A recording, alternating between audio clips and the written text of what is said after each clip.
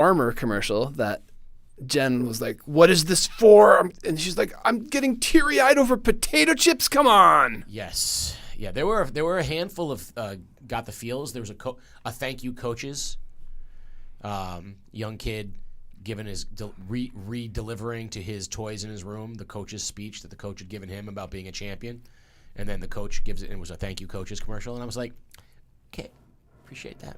I think the best "what is this commercial for" was the low-res karaoke screen. Yeah. That like Mason was like, "Dad, are you gonna start singing this?" And I absolutely stood up and started singing it. Ooh, the Benson Boone, Ben Stiller was outstanding. I like that one too. Because just Ben, that was so good. That was so good. Although, to me, it was Ben Stiller and that guy that does the backflips. Yeah, I admit, if he didn't have an easy name to remember, if it wasn't an alliterative kind of a thing, I'd be like that guy too. So we're live from the Day Studio, 200 State Street in New London, Connecticut, for the boys' Eastern Connecticut Power Rankings the day after the Super Bowl. And the boys' Power Rankings and the Super Bowl have one thing in common, which is I stay riveted even though it is filled with twists, turns, and disappointments. So the one thing that I learned last week is that we must be right, because there was lots of complaining, but nobody submitted an alternate top 10. So as we have said, like, feel free to complain, but we're not going to engage with it unless you give us your top 10. Because this is a hard thing to do. It's very easy to say, "Oh, but so and so beat so and so." And now you can't even go in that circle anymore. No. So give us your top 10. Otherwise, don't want to hear the complaints. We could say also that this is very much like my dating profile in high school. I am constantly breaking up with these teams only to chase after them again and beg them to come back to me. The number one ranking in the power rankings has been an anchor for whatever team. It's a curse. It is an forget the Sports Illustrated or the Madden or all these 100%. There is a number one power ranking curse. We saw Fitch have its worst loss of the year at number one. We have seen New London lose the next day after it was number one. And we saw Old Lyme with its worst loss in 5 years when it was crowned number one. So that being said, I'm kind of done.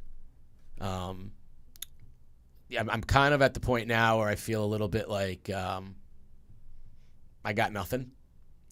I have analyzed this to death. I did it. I did the power rankings by feel for a few weeks. I went to the math.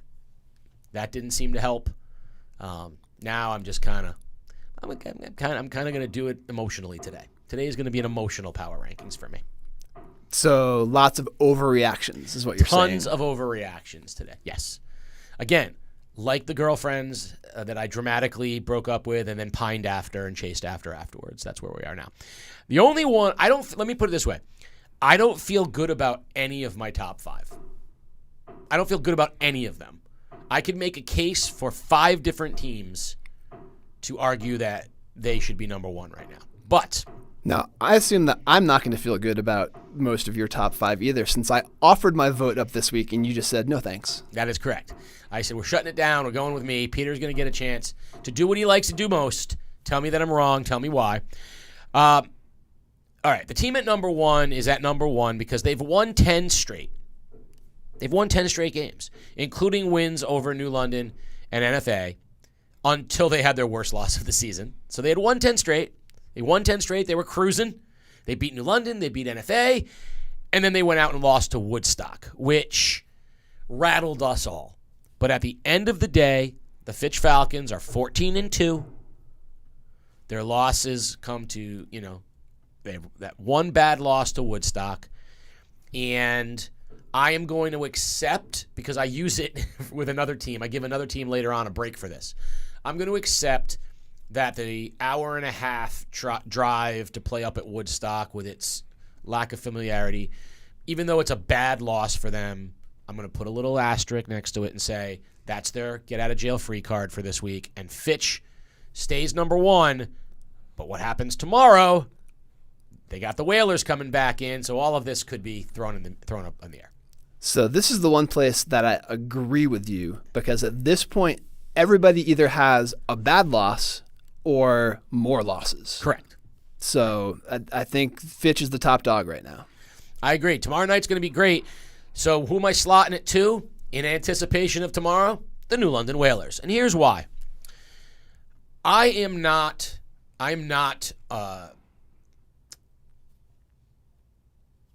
able to be, I don't want to say unbiased, or it's hard for me to put the Whalers on the same level field that I put other teams on, because I do have an emotional investment in New London. They're my alma mater. I root for them. I'm not going to lie. I mean, it's hard for me not to. They don't have a bad loss. When you take a step back and you look at their losses, they don't have a bad loss. They've lost to Fitch and they lost to NFA.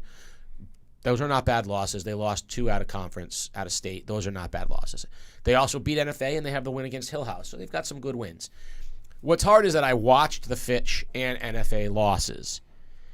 And since I know Dave Cornish watches every second of this, I know he's going to be watching this. And I'm going to say something that is probably exactly what he would say, which is in both the Fitch and NFA losses, New London did not play with the cohesion, and they didn't finish those games the way that that Dave, I think, wants them to. Against Fitch, they got way down, made that epic rally, but then couldn't finish it. Against NFA, they had a 7-point lead late, didn't do well with it, got it into overtime, and they've been very uneven at the end of games. So this is the first time today that I'm going to tell you that you're wrong. All right. And so we had New London at number 3 last week. They lost a game. We've got 3 teams in the countdown with fewer losses. Yep. I was trying to make the decision, do I keep New London at number 3 or drop them down? And moving them up to number 2 was not a consideration. I had them as low as 5. I've done this 5 times. I had them at 5 at one point. This is why I said I don't feel, outside of Fitch, I don't really feel great about my top 5. What New London gets, the reason they get this break is a loss to Fitch and a loss to NFA are not, those are not bad losses by any stretch. And I feel like their overall resume still contains some really good wins. They are 4 points away from being 14-2, and this would be a different argument tomorrow night at Fitch. New London wants to stay if they want to stay in the top 5, it's going to be based on how their performance. So your rankings are more about what's going to happen this week than what has happened all season. I've tried everything else, Peter. This is where I'm at now. Okay. And since the folks at home really don't care how I get to the point, like, this is going to make Fitch and New London very happy. Because they don't care how I get. It doesn't matter if it's math, if I flip a coin, if it's my beautiful crystal ball. Number 3, a team I admit I find myself rooting for. They've won 8 of 9, and that is Grasso Tech, the Eagles. 13-3 on the year. Also a team I don't think has a bad loss. They lost to Wyndham Tech, who's an excellent team in their conference in Division 4. They lost to Weaver, which is an equal step up, and they lost to Shepog on the road. And that's the team I'm saying, if I'm going to give Fitch a break for going to Woodstock, I'm going to give Grasso a break for going to Shepog and losing to the defending state champion. So I think you give too much credit for 2 of those losses. So as much as you don't like to agree with it, Grasso is in Division 3 in the state. Weaver also in Division 3. So Grasso being 13-3, Weaver being just around 500. Yep. So feels like feels like that is a game that they ought to win. I guess I'm a little bit more lenient on the Shep Hog. I mean, that is, to me, that's similar to Griswold, similar records, both down a division. I mean, yes, the championship resume, but I did not have Grasso as high just because of the number of losses and the. I think since I don't agree with the CIAC's placements, but I'm sticking with them. I don't really consider a one division to be that big a deal. Like Grasso and Wyndham Tech could absolutely be in the same division. One's in 3, one's in 4. So I don't consider that to be a huge jump. And I also temper out of conference losses. It's hard to know that what a Weaver 500 is comparative to what Grasso, like, so Weaver at 500 playing a whole host of schools, right? Maybe if Weaver and Grasso play 10 times, maybe it's 5-5. But so I'm not going to make that a bad loss. I'm going to say it's a similar division, good conference, good public school with a good history in Weaver. Maybe I'm a little high on Grasso. I don't know. But at number 4, if I could have put them 2, I would have. This is my new darling. I'm taking it from you, Peter. I've stolen your darling. The NFA Wildcats, winners of 9 of 10 and 5 straight. The problem? They lost to Fitch. Okay? They have no bad losses either. If you look at them, they lost to East Catholic. They lost to Northwest Catholic, New London, Fitch, Ellington, who's undefeated. Even the loss to Newtown, not a bad loss. First game of the year, equal school kind of a thing. They've got probably the toughest remaining schedule of the teams we're going to talk about. St. Bernard, East Hartford, Fitch, and Griswold. Not a layup in the bunch. Coach Brown had a plan. When they were struggling to start the year, he said, all part of the plan. Now at 10-6, that plan seems to be play your best basketball, be battle-tested, and iron sharpens iron kind of a thing. Well, we said when they were 0-5, this is a team that we could see in the ECC championship game. Yes. And they are doing exactly what we thought they were going to do. So this is the other one where I'm going to agree with you that this is right where they belong. To me, not relative to the teams that you have above and below them, but I agree with NFA in the 4 spot with a green up arrow icon, a fire emoji, will not be surprised to see them take 3 out of 4 the rest of the way and keep moving up. That's the number. You look at that and you don't try to figure out which 3, right? I think it's fair to say that they're a favorite against St. Bernard and they're a favorite against Griswold. I think it's fair to say they're an underdog against Fitch, and I think it's fair to say that they're probably equal to East Hartford. That's right. That's right at the number for them. So find a way to win 3 of those games. Finish at 13-7, where there's not a bad loss on the resume, and you've playing your best basketball down the stretch. Yeah, NFA is going to be dangerous, and I love where they are. At number 5, listen, I'm taking away your ranking privileges next week. Old Lyme, and I'll tell you why. I love Brady Sheffield. I love him as a coach. I love this team. No one was higher on this team than me. Losing to Division 5 Portland, who's below 500 and who you beat by 60 points in the first time you played them, is the worst loss anyone in the top 10 has had this year. That being said, mad shout out, Frankie Lee. Right? We love the Lee family. We love Frankie, new coach at Portland. This is a win he can build on. And I had to ask. I mean, you can't see this game. We had, after the great win, Old Lyme has got one of the great wins of the year, beating undefeated Cromwell. We were looking at Ellington to end the year and thinking that's the next one. And Portland at home, I get it at home. So I had to ask, how do you go from losing by 50-plus points to winning a game against a team? I'm like, was somebody hurt? And the answer was no one was hurt. Old Lyme probably played its worst game of the year. Portland probably played its best game of the year. Old Lyme got into some foul trouble. this game, the Portland win over Old Lyme, is the reason we say the cliche things like this is why you play the games, but that's the reason, because Portland's going to come away no matter what happens the rest of the way. Portland's going to come away this year saying we beat Old Lyme, and that's why they dropped to 5, not because you can't. We gave them so much props, me included, and put them up at the 1 spot, saying you can only play the teams you play.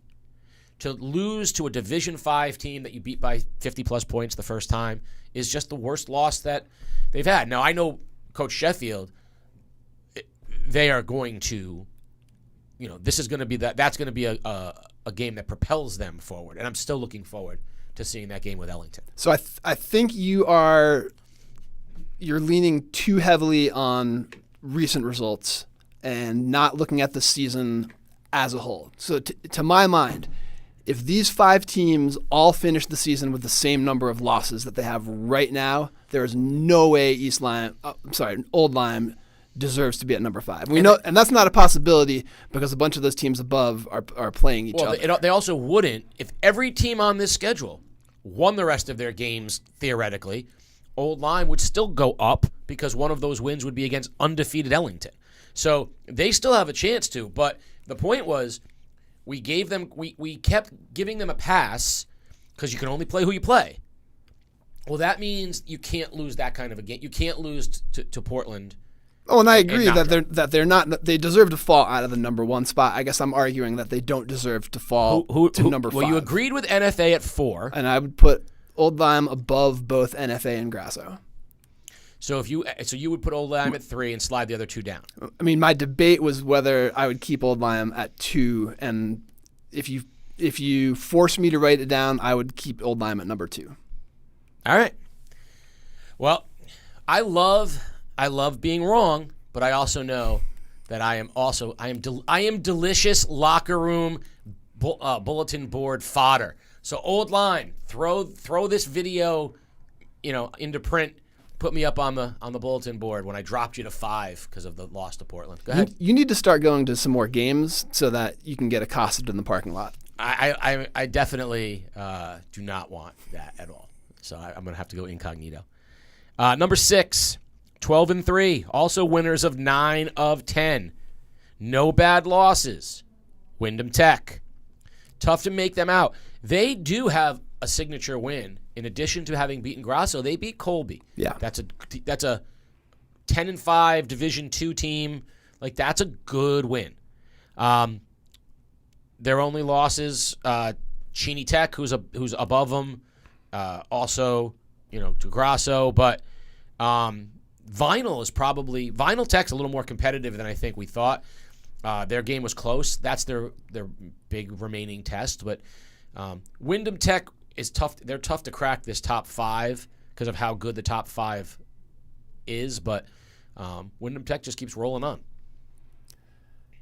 So we're going to do a next to last power rankings at the end of the regular season and then reserve a final one. I'm going to be interested.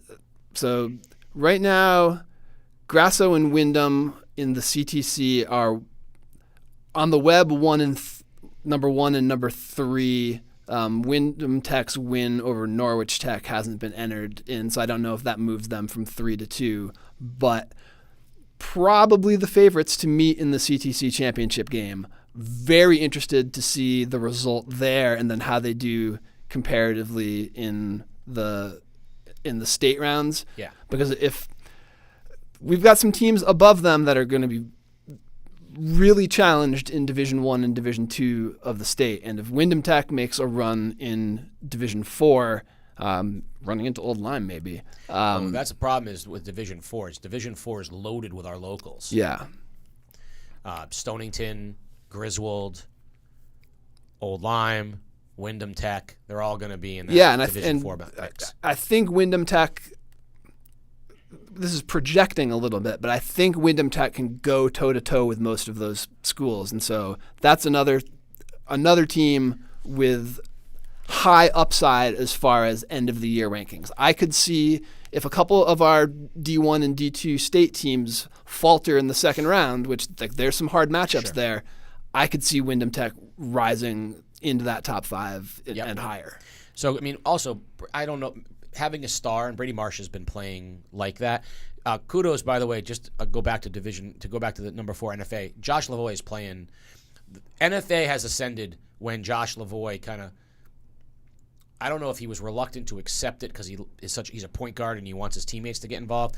But when he kind of accepted the mantle of being the guy there, NFA has played its best basketball. Now, Clayhar has been outstanding as well, but like Lavoie has taken that role. Marsh is unquestionably he's the scoring guy. He's their number 1 guy in Wyndham Tech, and they'll ride him as far as they can. At number 7, 10-5, Griswold. Good wins over Killingly, good wins over Woodstock, 2 wins over Stonington. So, Griswold's got its good resume. Their losses have all been to teams bigger than them, including the one that I think is the closest to a bad loss that you can consider it. I don't know that you can ever consider St. Bernard a bad loss, but this is an example of where we have to be careful about the whole division thing. St. Bernard is not the same St. Bernard. Yes, they're a Division I team, but they're not the same St. Bernards. So is Griswold losing to St. Bernard a surprise? I think it was for us. St. Bernard has certainly had some quality wins over Woodstock as well. So I'm not penalizing Griswold for that loss, but I'm sure that was a disappointing loss for them. They've kind of been up and down since we saw them against Grasso. I don't know. I think this is where they belong. Yeah, I'm going to agree with this one. I'm not sure what to make of Griswold. We were very high on them. A lot of people were very high on them after the state quarterfinal run last year, and a quarterfinal game that I think they could have won. Yeah. So from day one this season, this was a team with most of last year's team coming back, very high aspirations, and it feels like they're faltering a little bit. I don't know. Is it overscheduling? Are they playing up against some better teams, and then once we get into the postseason, are they going to lock in? They're going to be against mostly like-sized schools, and we're going to see how good they really are. So I think everyone was pretty high on them rolling into the Grasso Tech game. Didn't love what we saw against Grasso. Waited for them to rebound, but then they had a tough game against. They had to play NFA. So that's a game we kind of thought they were going to struggle against. Then they lose to St. Bernard. I don't think people love that. But then you talked about they thump Stonington, right? So Stonington's the kind of team they're going to have to beat in the States, and they've beaten them twice. And Stonington had been playing great basketball. So when Griswold's tough to Grasso Tech, Division III school, NFA, Division II school, St. Bernard, granted, not the same, but Division I school. But when they play Stonington, they thump them. Yeah, so it might just mean that they are correctly placed in Division IV, and they're poised to make a pretty strong run. And I will be hard-pressed to find an alternative to the Division II ECC basketball final other than 7 Griswold and 8 Stonington. Stonington, 11-4, twice having lost to Griswold. Here's what Stonington lacks. They don't have a signature win. They've beaten the teams you kind of would expect they should beat. They've beaten some teams that are above 500, but they don't have that same signature win. All I have for them is the eye test of what I've seen, and when we've seen them play, I think they're disappointed in the Griswold effort, the second one, or at least the result, because Griswold played really well. But we saw them go into overtime with Griswold the first time. We saw them live, really play great against Ledyard. This team's very talented, but there's a possibility this could be one of those, we have to beat Griswold 4 times. We have to play them 4 times. And imagine if Griswold would have to go through Stonington 4 times in order to get to a deep run in the state tournament. Yeah, well, and interestingly, just because of the records, Griswold with 5 losses, Stonington with 4. Stonington several seeds higher in the state Division IV tournament rankings right now. Yes. And so, I mean, that's Griswold's 14 right now. Stonington is 9. 9 is not a great place to be when 8 is Shephog Valley. That is not a road game that you want to play. I expect Stonington to go up a little bit because I don't think there's any team left on their schedule that they're not the favorite against. Griswold has one of the most interesting finishing games. So we've all talked about this senior class at Griswold, right? It is one of the best senior classes from a success rate that they have had, right? This class is outstanding with Cutter and Waters and Mills, and I mean that is and Kozlowskis. It's an outstanding senior class. Their home senior night game is with NFA. If they could beat NFA, that's 2 divisions above. I think that would get them out of that 13 spot and launch them up. But what a great way to challenge your seniors on senior night, right? I mean, they knew that when they scheduled that game that was going to be a test. I love that, and I am very interested to see how that ends up. And yeah, just to wrap up that Division 4 playoff discussion. So Stonington's sitting behind Shephog right now. Shephog's got to play Nonawag again, who they've already lost to. So if Stonington can win out, they can bump up into the top 8 and guarantee themselves a couple of home playoff games. And by the way, the difference in Stonington at Shephog versus Shephog at Stonington is enormous. It's enormous. It's a huge drive for one team. Which way are they going? Number 9, the team that just kind of keeps plugging along and hanging around at that area there is Killingly. 10-5. They don't have a bad loss either. And they do have a good win over Colby. They just haven't been able to beat any of the ECC teams that are above them. And that's kind of, but they're also playing, we talk about Griswold and Stonington in D4. Killingly's playing in D3. And I think those 3 teams are all very similar to each other from a talent perspective. So, yeah, Killingly hasn't lost to anybody that they shouldn't, that isn't they don't have a bad loss. And that win against Colby's a good win, but they just need a couple more wins against teams similar to them in the ECC. Killingly is an interesting one because I think that we've probably, depending on matchups, you're kind of penciling in ECC Division 1 semifinalists, Fitch, New London, and NFA, and who gets that 4th spot. Right now, power rankings-wise, you've got Killingly. There's depending on matchups, Woodstock and St. Bernard could very easily end up in that 4th spot. Well, St. Bernard has beaten Woodstock, and Woodstock has beaten Fitch, and Fitch has beaten New London and NFA, and NFA is split with New London. I mean, it's in theory, right? You could see any of those teams in that semi. Killingly is the only one that hasn't beaten one of those teams yet that puts them into the mix, but we'll see. So a few things before I get to the number 10 spot this week. Let's talk a little bit about the teams that are vying for this. Ledyard's at 8-7. Montville's at 8-7. Woodstock's at 8-6.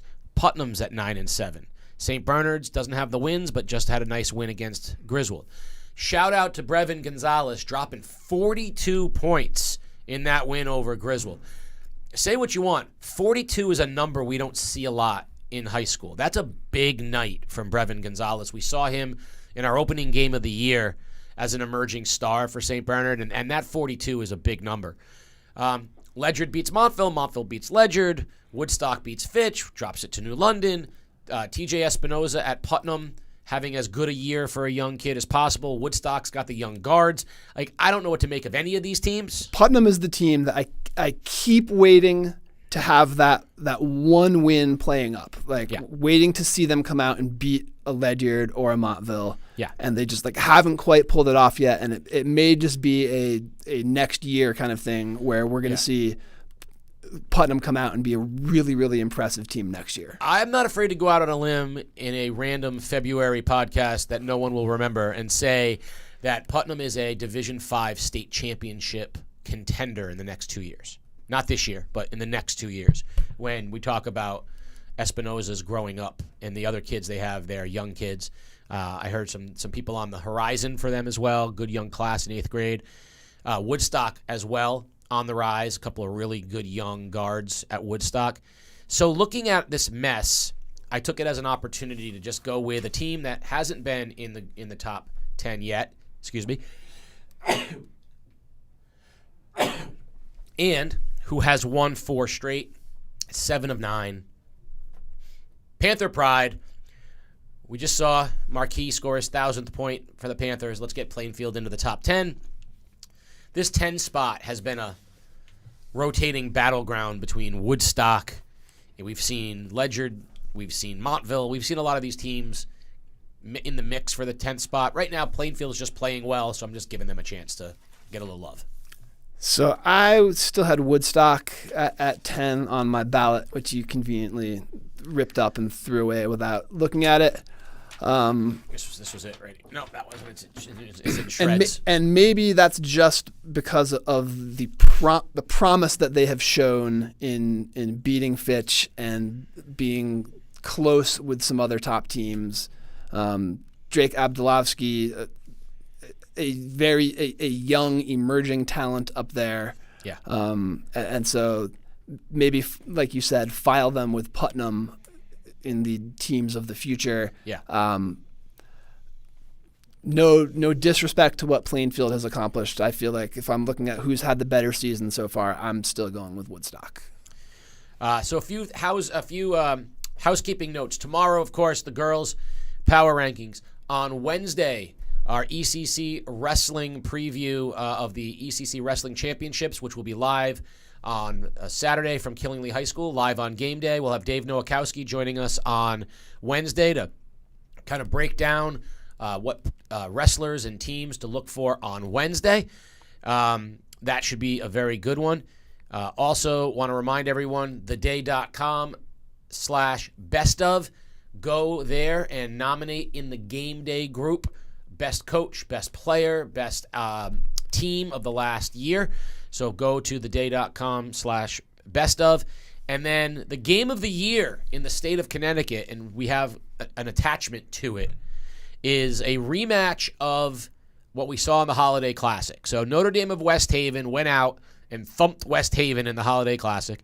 West Haven has not lost since that game, and it's the last. On the 17th, they will have a chance to lose again to Notre Dame of West Haven, who has not lost in state. And I think that's what everyone's. But if you're West Haven, right, you have only lost to a national team, and you're going to get a chance at them again on the 17th. And talking to some of those West Haven players before the Holiday Classic, they felt confident in their chances. The result may justifiably have knocked that confidence down a little bit, but the kind of season that they're having, if there's a team out there that has a chance to play competitively and has a chance to knock them off, why not us? If not them. Might as well be West Haven. Now, I know much like the old days when East Lyme and Waterford were playing, they are actively searching for a bigger venue for that one, because that's going to be a game that's going to sell out very quickly. Yeah, and those are both great gyms to watch basketball in, but not huge ones. So I think they're looking for a bigger game, a bigger venue for that game, and there's obviously some locations nearby that could host that. That'll be interesting. So final thoughts here on the top 10. The team that I put way too high is Grasso Tech. The team that I put way too low is the team that is going to rise between this power ranking and next power ranking. Oh, so it's going to rise next week. NFA. Okay. Team that's going to rise by the end of the season. Well, Griswold gets a chance at NFA. Old Lyme gets a chance at Ellington. Wyndham Tech is probably stuck where they are. I don't know that any of the end of the year. Our final one of the year. Our final after the playoffs. I'm taking Wyndham Tech. Okay, you like a little run in Division 4? Well, they're going to have to go through the 8, 7, and 5 in order to do that. So, okay. Peter's on board. Do you know what the mascot of Wyndham Tech is? Yes. And in order to choose them to make a run, you're going to have to be able to tell the rest of the people. The Tigers. Okay. Please tell me that's right. I have no way of knowing if that's accurate or not. If we're wrong, well, that's just silly. But if we're wrong, give us your top 10. Remember, not the 10 best teams, the 10 teams who are having the best seasons. I'm saying that those 10 teams right there in that order are having the best seasons. Tell me if you think it's somebody else. Join us in the chat. Let us know. Respond online. Let us know. Tomorrow, the girls. Wednesday, wrestling as we head into the weekend. Just remember, the crystal ball never lies, and I am never wrong.